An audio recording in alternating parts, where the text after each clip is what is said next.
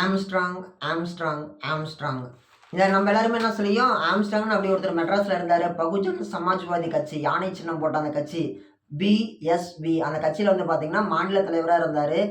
சில சமூக விரோதிகளால் கொலை செய்யப்பட்டார். அது வந்து நம்ம அனைவருக்குமே தெரியும். இந்த மாதிரி ஒரு பழிவாங்கும் நடவடிக்கையாவோ அல்லது வேணும்னே அவர் வளர்ச்சியை பொறுக்காமலோ வந்து அவரை கொலை பண்ணியிருக்கிறாங்கன்னு சொல்லிட்டு அவரை பற்றி நம்ம விசாரிச்சு பார்க்கும் பொழுது, அவர் சம்மந்தப்பட்ட ஆர்டிக்கல்லாம் படிச்சு பார்க்கும் பொழுது, அவர் உண்மையாலுமே ஒரு நல்ல மனுஷனா வாழ்ந்திருக்காருன்னு சொல்லி தெரிய வருது. அவர் வந்து பார்த்தீங்கன்னா, மிக மிக அதிகமான முறையில வந்து பார்த்தீங்கன்னா, மக்களுக்கு நல்லது செஞ்சிருக்கிறாரு. அவர் வந்து பார்த்தீங்கன்னா, தன்னுடைய வாழ்க்கையில பிற்பகுதிக்கு அப்புறமேட்டு புத்த மதத்தை தழுவி நிறைய வந்து பார்த்தீங்கன்னா, புத்திஸ்ட் கொள்கைகள்லாம் நிறைய ஏத்துக்கிட்டு இருந்திருக்கிறாரு. தனக்குன்னு வீட்டுக்கு பக்கத்துல வந்து பார்த்தீங்கன்னா, புத்த மடாலயம் ஒண்ணு கட்டியிருக்கிறாரு. புத்தர் வழிபாடு அப்படிங்கிறது பண்ணிக்கிட்டு இருந்திருக்கிறாரு. அவர்ட்ட யாராவது ஒருத்தர் எந்த ஊர்ல இருந்து வந்தாலும் சரி, யாரா இருந்தாலும் சரி, படிப்புக்குன்னு சொல்லி காசு கேட்டாங்க அப்படின்னா, படிப்புக்கு உதவி கொண்டு வரான். சாப்பாட்டுக்குன்னு சொல்லி கேட்டாங்கன்னா, சாப்பாட்டுக்கு உதவி கொண்டு வரான். யாராச்சும் ஒருத்தர் எனக்கு ஒரு பிரச்சனைன்னு சொல்லி கேட்டாங்கன்னா, அத பிரச்சனைய முடிச்சு குடுப்பாராம். இந்த மாரி விஷயங்கள் நிறைய பண்ணிட்டு இருந்திருக்கிறாரு. இதெல்லாம் எங்க ஆரம்பிக்குதுன்னு சொல்லி கேட்டோம்னா, 2007, 2008 காலகட்டங்கள்ல வந்து பார்த்தீங்கன்னா, மெட்ராஸ் அம்பேத்கர் சட்டக்கல்லூரியில வந்து பார்த்தீங்கன்னா, ஒரு சில விதமான ஒரு வன்முறை தொடர்புடைய நிகழ்வுகள்லாம் நடக்குது. அந்த வன்முறையின் பொழுது வந்து பார்த்தீங்கன்னா, இவர் வந்து பார்த்தீங்கன்னா கலந்துக்கிறாரு. கலந்துக்க வேண்டிய ஒரு சூழ்நிலை. அப்படி கலந்துகிட்டு இருக்கும் பொழுது, அதுல வந்து இவரு வெற்றி பெறாரு. அந்த ஒரு சண்டையில. அந்த சண்டையில வெற்றி பெற்றவாட்டி, இவருடைய பேர் அப்படிங்கிறது வெளியில கொஞ்சம் கொஞ்சமா தெரியுது. யாரு இந்த பையன்? எத்தன பேர எதிர்த்து நிக்கிறாப்படி? இவருக்குள்ள என்ன அப்படி ஒரு தைரியம் அப்படின்னு சொல்லிட்டு. அதுக்கு அப்புறமேட்டு நடந்தக்கூடிய உள்ளாட்சி எலெக்ஷன்ல வந்து பார்த்தீங்கன்னா, மெட்ராஸ்ல ஒரு வார்டுல வந்து இவர் கவுன்சிலரா ஜெயிக்கிறாரு.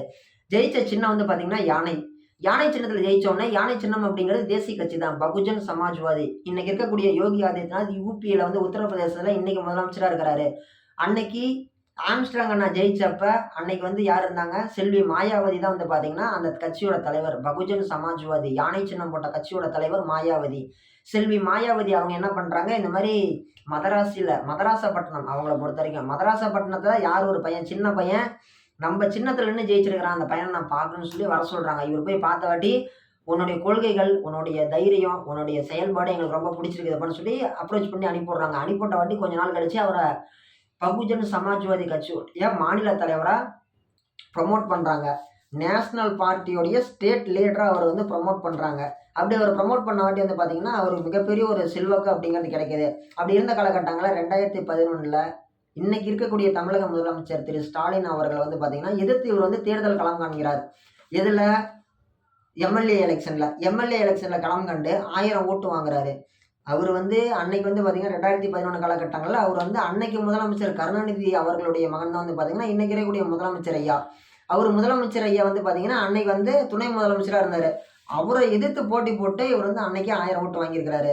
அன்னைக்கு இருந்த காலகட்டங்கள்ல அவங்கலாம் ரொம்ப செல்வாக்கோட இருந்தாங்க. அன்னைக்கு இருந்த காலகட்டத்திலே அதே ஈக்குவலிசம்ல இவரும் தனக்குன்னு ஒரு 1000 வாக்குகள் அப்படிங்கிறது இவரும் வாங்கியிருக்கிறாரு. இது உண்மையாலுமே மிகப்பெரிய ஒரு கவுண்ட் ஆஃப் ஓட்டு தான். மிகப்பெரிய எண்ணிக்கையிலான ஒரு வாக்குகள்னு தான் சொல்லணும். இவர் வந்து 2011லயே ஸ்டாலின் அவர்களை எதிர்த்து எலெக்ஷன்ல நின்னு சுயேட்சையா நின்னு ஒரு 1000 ஓட்டு அப்படிங்கிறத வாங்கியிருக்கிறாரு. அதுக்கு அடுத்து வந்த காலகட்டங்கள்ல தன்னை போலவே இருக்கக்கூடிய படிக்கும் ஆர்வம் கொண்ட நிறைய பேருக்கு உதவி பண்றாரு. சட்ட சிக்கல்ல மாட்டிக்கிட்டே இருக்கக்கூடிய நிறைய பேருக்கு உதவி பண்றாரு.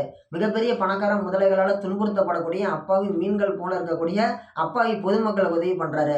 இதன் காரணமா பல்வேறு தரப்பு நபர்களுடைய எதிர்ப்பு அப்படிங்கிறது இவர் சம்பாதிக்கிறாரு. அப்படி இவரோட எதிர்ப்பு அப்படிங்கிறது யார்கிட்டலாம் சம்பாதிக்கிறாங்கன்னு சொல்லி கேட்டீங்கன்னா, நிறைய பேர் வந்து பார்த்தீங்கன்னா, யார் யாரெல்லாம் வளரக்கூடாதுன்னு சொல்லி நினைக்கிறாங்களோ, புதுசா யாரும் வந்துடக்கூடாது, நாம இருக்கிறோம்னா நாம மட்டும் தான் இருக்கணும்னு சொல்லி யார் யாரெல்லாம் நினைச்சிட்டு இருக்கிறாங்களோ, யார் யாரெல்லாம் கந்து வட்டி அநியாயமா வட்டி வாங்கி திங்கிறாங்களோ, அவங்களெல்லாம் வந்து இவர் என்ன பண்றாரு, ஜெயிச்சு மேல வராரு. அவங்களுடைய பகை அப்படிங்கிறது சம்பாதிக்கிறாரு. அது அப்படி இருந்த காலகட்டங்கள்ல 2023ல ஒரு மர்டர் அப்படிங்கிறது மெட்ராஸ்ல நடக்குது. அதுல ஒரு ரவுடி கொலை செய்யப்படுகிறார். அதுல அந்த ரவுடியோட தம்பி என்ன பண்றாரு, இதுல வந்து ஆம்ஸ்ட்ராங் அண்ணாவுடைய நபர்கள் தான், அவருடைய தம்பிகள் தான் இதுக்கு காரணம். ஸோ அவங்கள வந்து ஆம்ஸ்ட்ராங் அண்ணா தான் வந்து தூண்டி விட்டுருப்பாருன்னு சொல்லி தப்பா கருதி, தவறா எண்ணி என்ன பண்றாங்க, ஒரு ஸ்கெட்ச் அப்படிங்கிறத போடுறாங்க. ஆம்ஸ்ட்ராங் அண்ணா கிட்ட பக்கத்திலேயே போக முடியாது அப்படின்னு தெரிஞ்சுக்கிட்டு அவங்க என்ன பண்றாங்க, அவர கிட்டத்தட்ட 1 வருஷமா வாட்ச் பண்றாங்க. அவரு எங்க போறாரு, எங்க வராரு, எப்ப என்ன பண்றாரு, யார சந்திக்கிறாருன்னு சொல்லிட்டு அவருக்கு தெரியாமலே. அப்புறமேட்டு அவர் வீட்டுக்கு முன்னாடியே வந்து என்ன பண்றாங்க, அவர்கிட்ட சகஜமா பேசுற மாரி வராங்க. அவர்கிட்ட வந்து வரும்போதே வெப்பன் எடுத்துட்டு வந்திருந்து அவர் வந்து அவருடைய திறமைய காமிச்சு, அவரோட தற்காப்பு கலையின் மூலமா அவங்கள வந்து தாக்கியிருப்பாரு. அவிங்க வரும்பொழுது எப்படி வராங்க, ரொம்ப ஒரு சகஜமான முறையில எதார்த்தமா பேச வர மாரி வந்து, அவர வந்து வன்முறை தாக்குதல் செஞ்சு அவர கொலை பண்றாங்க வீட்டுக்கு முன்னாடியே. இது மாரி நடந்த உடனே மிகப்பெரிய ஒரு கொந்தளிப்பு அப்படிங்கிறது தமிழகத்துல ஏற்படுகிறது. தேசிய கட்சியினுடைய மாநில தலைவர் கொலை செய்யப்படுகிறார். யார் அவரு? ஆம்ஸ்ட்ராங். ஆம்ஸ்ட்ராங் என்னென்ன பண்ணியிருக்கிறாரு? அவர் ஒரு வக்கீலு. அது மட்டும் இல்லாம எத்தனையோ வக்கீல்கள அவர வாழ வச்சிருக்கிறாரு. நம்மளுடைய டைரக்டர் ரஞ்சித் கபாலி படம் எடுத்தார்ல, அவரு பார்த்தீங்கன்னா, கதறி கதறி அழுவுறாரு. இந்த மாரி எத்தனையோ பெரிய பெரிய மனிதர்களுக்கெல்லாம் பார்த்தீங்கன்னா, அவரோட வாழ்க்கையில பார்த்தீங்கன்னா, ஒரு மிகப்பெரிய ஒரு ஒளி அப்படிங்கிறத ஏற்படுத்தி குடுத்திருக்கிறாரு. அவரோட வாழ்ந்தவங்க அப்படிங்கிறவங்க நெறைய பேர் இருக்கிறாங்க. அவிங்களும் என்ன பண்றாங்க, இந்த மாரி அண்ணாவுக்கு ரொம்ப நன்றி கடன் பட்டுருக்குறோம் அப்படின்னு சொல்லிட்டு ரொம்ப இது பண்றாங்க. இவங்க எல்லாருமே பார்த்தீங்கன்னா, நேரடியா அஞ்சலி செலுத்திட்டு இருந்த அதே காலகட்டங்கள்ல, இதுக்கெல்லாம் யாரு காரணம்? அவங்கள கண்டுபிடிச்சாகணும்னு சொல்லிட்டு சாலை மறியல் இந்த மாரி போராட்டங்கள்லாம் நடக்க ஆரம்பிக்குது. அப்புறமேட்டு பார்த்தீங்கன்னா, சட்ட ரீதியா அணுகுறாங்க. செல்வி மாயாவதி பார்த்தீங்கன்னா, உத்தரப்பிரதேசத்துல இருந்து நேரடியா இவருடைய உடலுக்கு அஞ்சலி செலுத்த வராங்க. அப்படி அஞ்சலி செலுத்திட்டு போன வாட்டி தமிழகத்துல ஒரு புது பகுஜன் சமாஜ்வாதி கட்சியினுடைய மாநில தலைவர் அப்படிங்கிறவரு புதுசா ஒருத்தர் வராரு. அப்படி இருந்த காலகட்டங்கள்ல அவருக்கு கீழ இருந்தவங்க தான் பார்த்தீங்கன்னா, அவருக்கு உண்மையான விசுவாசமா இருந்தவங்க தான் பார்த்தீங்கன்னா, அடுத்து ஒரு அந்த பதவி அப்படிங்கிற இடத்துக்கு வந்திருக்கிறாங்க.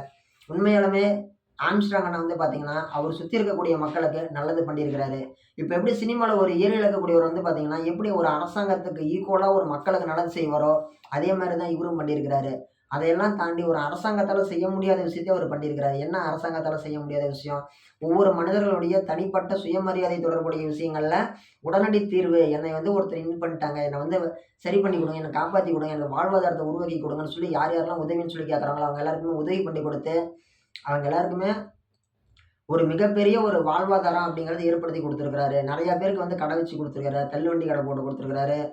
நெறைய பேருக்கு இவ்வளவுதான் இல்ல, அவ்வளவு உதவி பண்ணியிருக்கிறாரு. உண்மையாலுமே ஒரு நல்ல மனுஷன். அவருக்கு ஒரு மனைவி, ஒரு குழந்தை இருக்கிறாங்க. அவர் வாழ்க்கையில புரட்சி, போராட்டம், மக்களுக்கு நல்லது செய்றோம் அப்படின்னு சொல்லியே வாழ்க்கையில ரொம்ப வருஷம் கல்யாணமே பண்ணிக்காம விட்டாரு.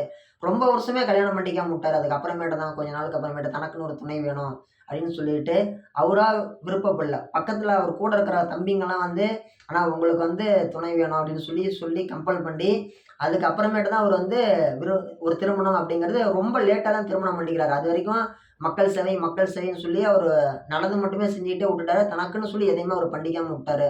மிகப்பெரிய அளவுல இருக்கக்கூடிய பணம், காசு எல்லாமே மக்களுக்குன்னு குடுத்து உதவி பண்ணிட்டாரு. அந்த ஏரியாவ பொறுத்தவரைக்கும் அந்த ஏரியா மக்களுக்கு அவரு இன்னைக்கு மட்டும் இல்ல, என்னைக்குமே ஒரு ராபின்ஹுட் தான். ராபின்ஹுட் அப்படிங்கிற பேர் பார்த்தீங்கன்னா, ஆம்ஸ்ட்ராங் அண்ணாவுக்கு கண்டிப்பா பொருந்தும். ஏன்னா, அவர பார்க்கணும்னு வந்தவங்க எல்லாருமே பார்த்தீங்கன்னா, மனசார அவருக்கு மேல ரொம்ப அன்பு செலுத்தியிருந்தாங்க. அதன் காரணமா தான் பார்த்தீங்கன்னா, அவர பார்க்கும்பொழுது ரொம்ப ஒரு உணர்வுபூர்வமா அந்த ஒரு அழுகை அப்படிங்கிறது ஆத்மார்த்தமா அவங்கலாம் இருந்ததுக்கு காரணம் அந்த உணர்வு பூர்வம் தான்.